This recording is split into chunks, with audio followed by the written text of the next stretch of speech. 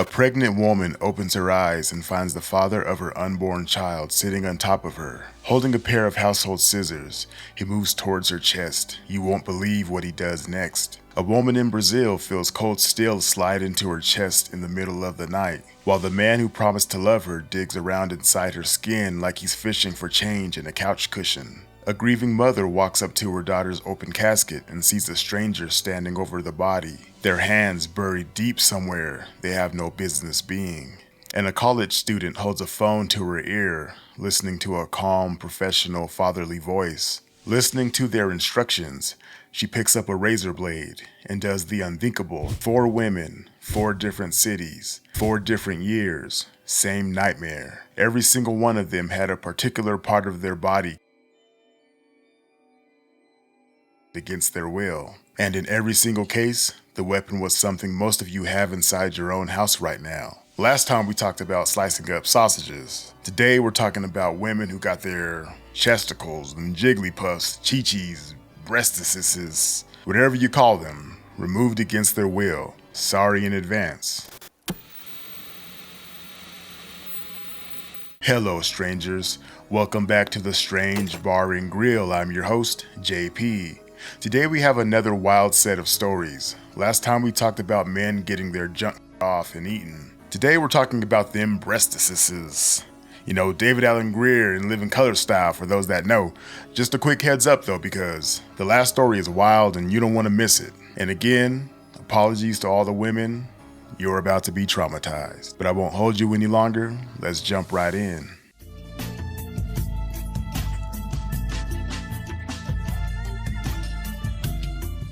October 11th, 2016, Sioux Falls, South Dakota. A 39-year-old woman has just moved into a new apartment. She's pregnant. She's excited. She's finally getting away from a man named Tony Ledbetter, her ex-boyfriend, the father of the baby she's carrying.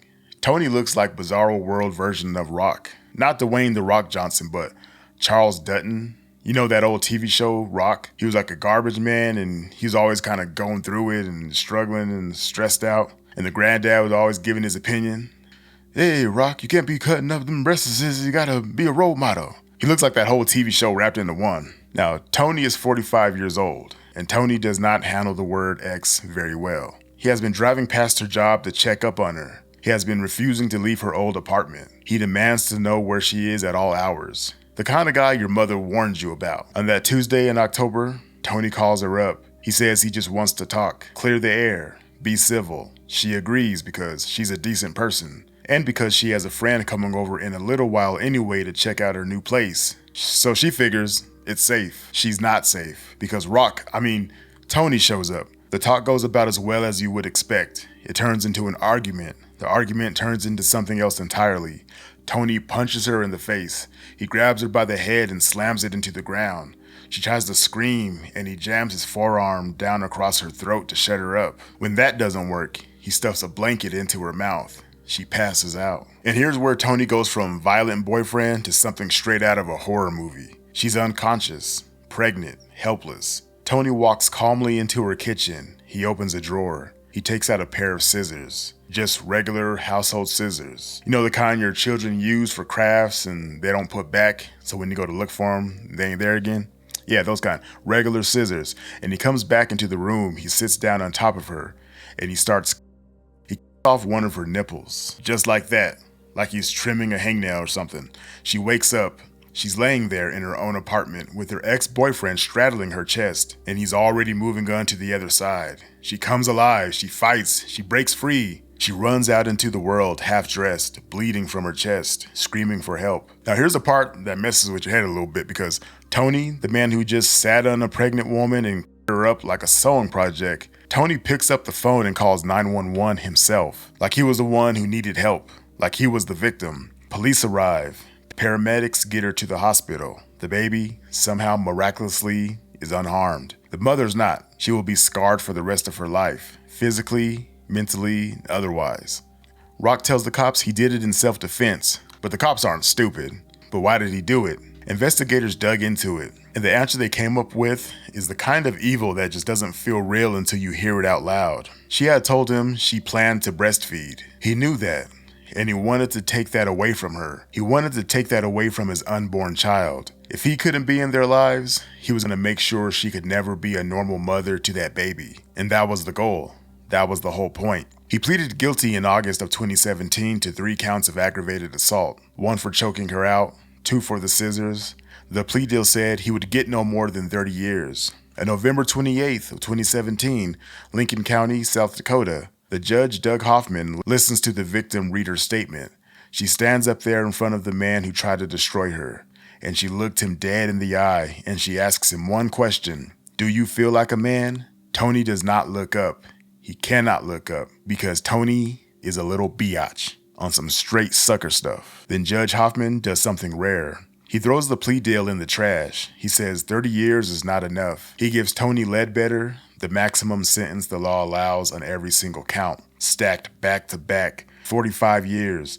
The judge said it was the right thing for the community and for the woman who survived him. Tony Ledbetter is sitting in a South Dakota prison cell right now. His daughter is somewhere out there growing, and her mother is still here, still alive, still standing.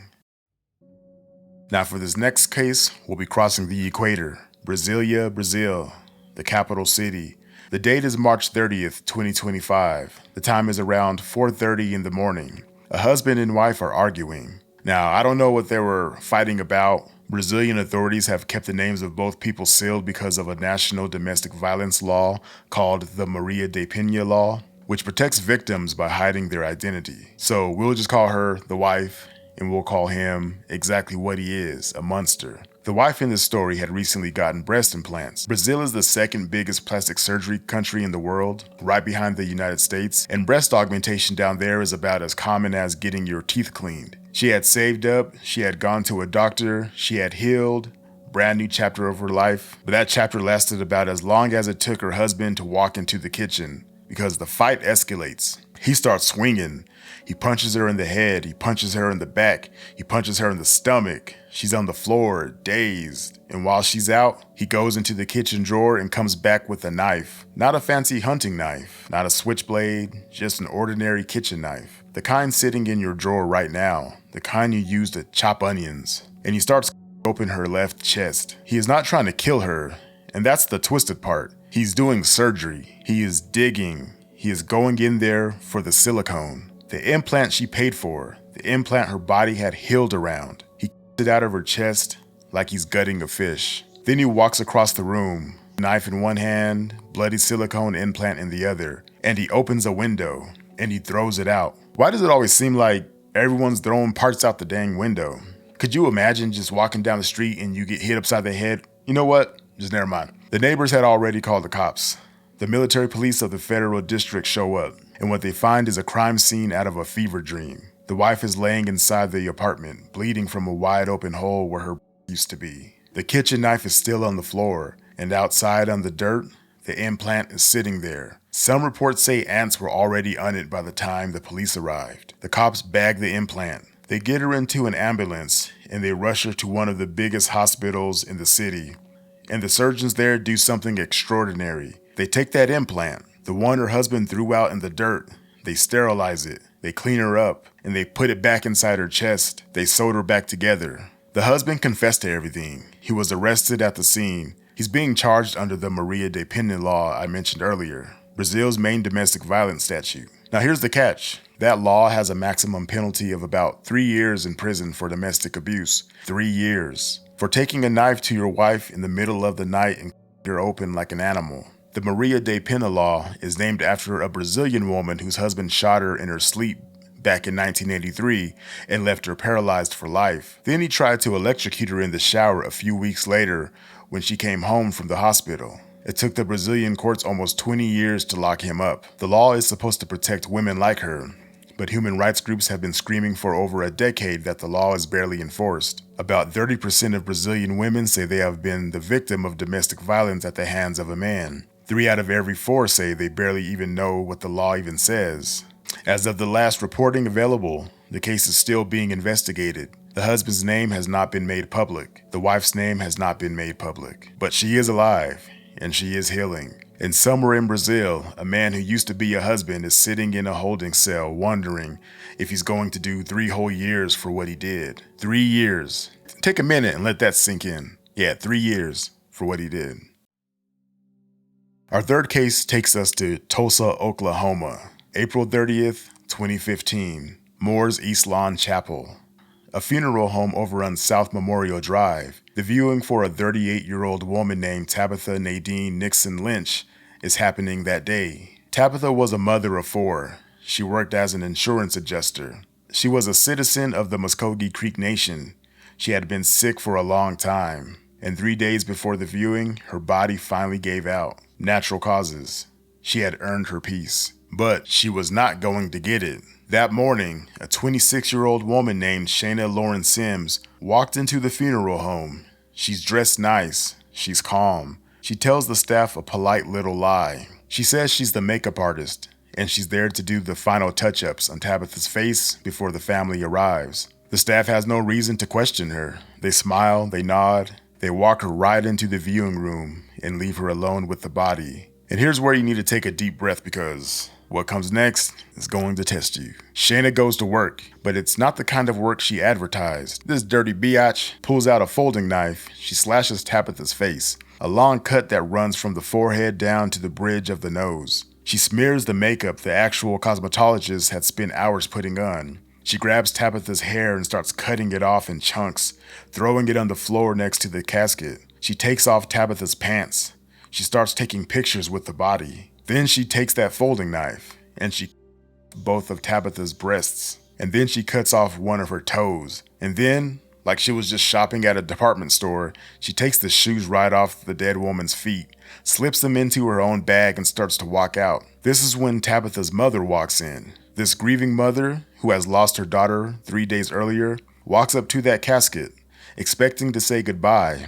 And instead, she sees a woman she has never met in her life, standing over her child, hands inside the coffin, pulling them out fast like she just got caught with them in the cookie jar. Shayna walks out, calm as can be. She gets in her car, but she does not go home. She drives across town to Tabitha's apartment complex, where she rings the bell and meets Tabitha's teenage son. She introduces herself with a fake name and tells the boy she works for the funeral home, and she needs a photograph of his mother and some of her jewelry for the service. The kid lets her in, but back at the funeral home, all hell has already broken loose. The mother is screaming, the staff is calling the police. They're calling the family, and the family is calling Tabitha's apartment. They tell the son, hold on to that crazy woman, do not let her leave. The cops are on the way. The teenager keeps Shayna occupied until the Tulsa police roll up. They search her, and inside her bag they find a little horror show of evidence. A folding knife, still wet, with strands of Tabitha's hair stuck to the blade,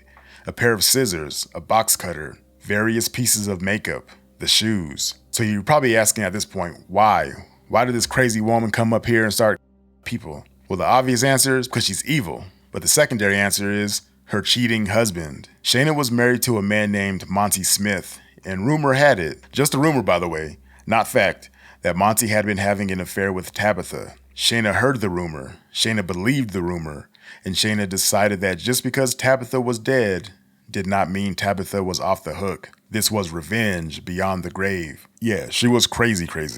Insane in the membrane. Insane, got no brain.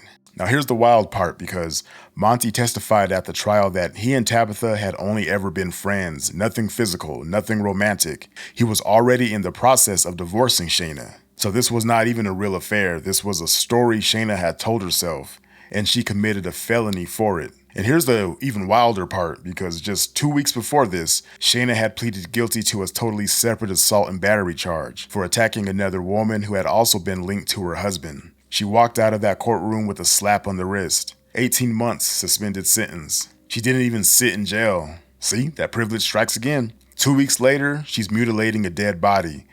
She got hit with 5 felony counts: burglary, removing a body part from a dead person, stealing the shoes, unauthorized dissection, and disrupting a funeral. Tulsa County jury convicted her in April of 2017. Judge Kelly Greenoff stacked every sentence on top of each other. Total of 16 years. But this case is not over, not even close. So in 2020, the U.S. Supreme Court hands down a decision called McGirt v. Oklahoma. The court rules that big chunks of eastern Oklahoma, including most of Tulsa, are technically still Indian country for criminal law purposes.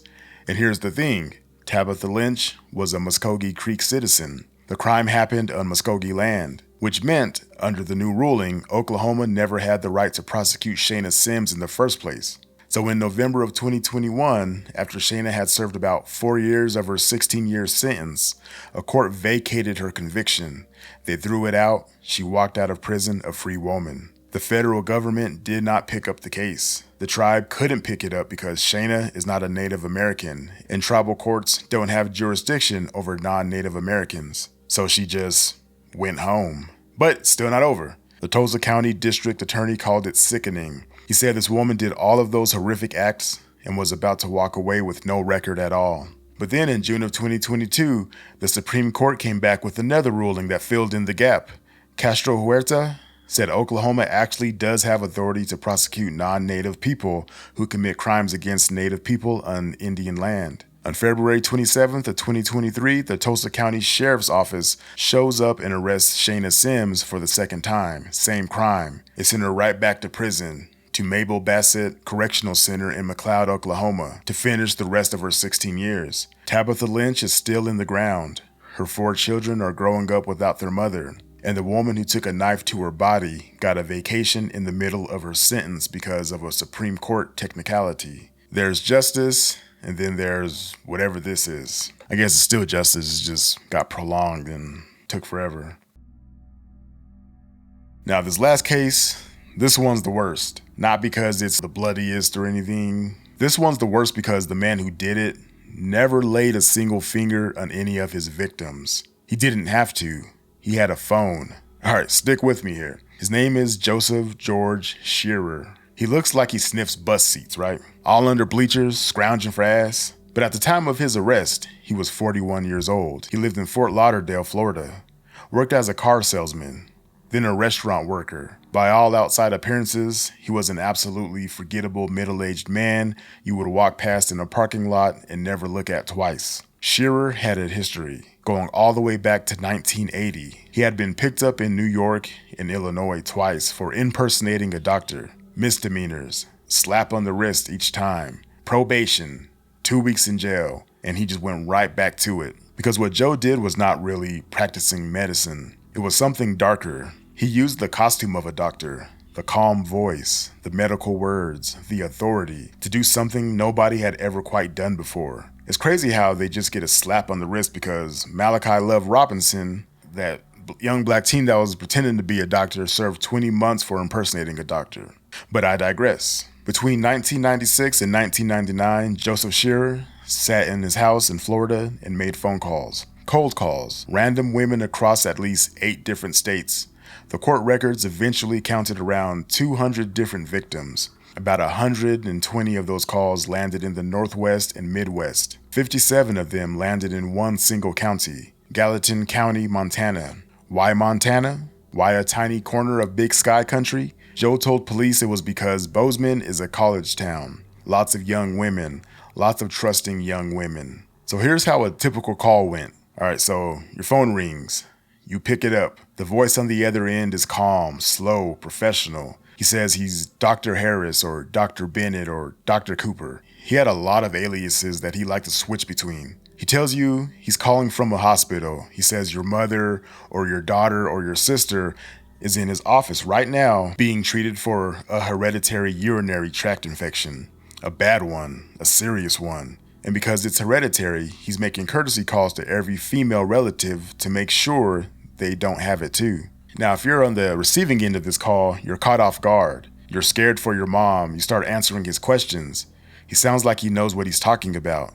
He uses real medical words. He is patient with you. He asks about your last pap smear, your intimacy history, your bra size. The questions get more personal, but he keeps using that calm doctor voice. And at every step, you have a chance to hang up, but he counts on the fact that you won't hang up. Then he tells you he needs you to do a self-examination right now while he's on the line. Some quick tests at home just to rule things out. Get a razor blade, get a pair of scissors, get some nail polish remover. He walks you through it all. And surprisingly, women did it. Real women, adult women, smart women. He had them so calm, so trusting, so convinced that they were talking to a real medical professional that they followed instructions that no doctor would ever give in a million years. In Bozeman, a 21-year-old college student picked up a razor blade and cut her own left nipple off because Shearer told her he needed a tissue sample to test for a bacterial infection. So she listened. She severed it from her body. But the odd thing is, he then told her to flush it down the toilet, which she did. Another Montana woman put 9 tampons inside her body because he told her to. Another one inserted a into her own. There were victims in other states whose stories are even worse. One who poured nail polish remover on herself and lit it on fire. A young girl Shearer almost convinced to do something unspeakable to herself before her mother walked in the room and snatched the phone away. Bozeman police, led by a detective named Rich McLean, finally tracked Shearer down by tracing one of his calls back to his girlfriend's house in Florida. They arrested him on December 27th of 1999. He bonded out for $100,000 the same day. Showed up to court in Bozeman in a long wool coat and suede loafers. Like he was in town for a ski trip or something, looking like a damn fool in court, just playing games, playing in people's faces. They charged him with 11 felonies, 8 counts of practicing medicine without a license, 2 counts of criminal endangerment, 1 count of aggravated assault for the woman who cut her own nipple. That charge was illegal first. Aggravated assault in pretty much every state requires that you physically touch the victim. Joseph never touched anyone. He was 1,000 miles away. His weapon was his voice. His trick was their trust. He pleaded guilty to all 11, stood up in court 11 separate times and said the same memorized line, that he had pretended to be a doctor and that he was not licensed to practice medicine. On November 15th, 2000, Judge Mike Salvani hands down the sentence. 20 years for the aggravated assault, 10 years apiece on the criminal endangerment charges. Stacked, 30 more years suspended for the doctor impersonation counts, 30 years of probation after that. Now the judge said something at sentencing that I want you to hear. He said, these were not just dirty phone calls. He said Shearer made conscious, planned, deliberate efforts to gain the confidence of these women. He called them crimes of exploitation. Joe appealed, said you can't be guilty of assault if you never touched anybody. The Montana Supreme Court told him to sit his dumb ass down. They ruled, and this is now established law in Montana, that if you talked somebody into hurting themselves, and the injury is the exact injury you wanted, that's on you. The court said her obedient actions flow directly from his instructions. Translation, if you're the puppet master, you own what the puppet does. Wyoming hit him with another 10 years for victims in their state. He has been denied parole multiple times. Every time he comes up for review, the board tells him to keep doing his S-offender treatment and to keep sitting down. During his sentencing, Joe's defense attorneys tried to explain him. They said he had been horrifically essayed as a child by his own mother. They said the phone calls were a sick reenactment of his own trauma. The prosecutors did not buy it as a defense. They argued, and I think rightly, that whatever happened to Joseph Shearer as a child, he had decades to choose differently, and instead he chose to do to other people that was done to him. Joseph George Shearer is the rarest thing in the true crime world. A man who never raised a hand in violence, a man who never met his victims, and a man who left more women physically and psychologically scarred than most violent felons ever do, all because they trusted the voice on the phone. Alright guys, that's going to be it for today. Let me know what you guys think of this one in the comment section. But with that, let's get to some member shoutouts. Shout out to DK the God, Franklin Joan, Laura Notek, Miss VWAG, Lessa Combs 3832, Revealing Truth Now, GJ Slaughter, By Capricorn, and Huff Mommy. Alright guys, be good, be safe, peace.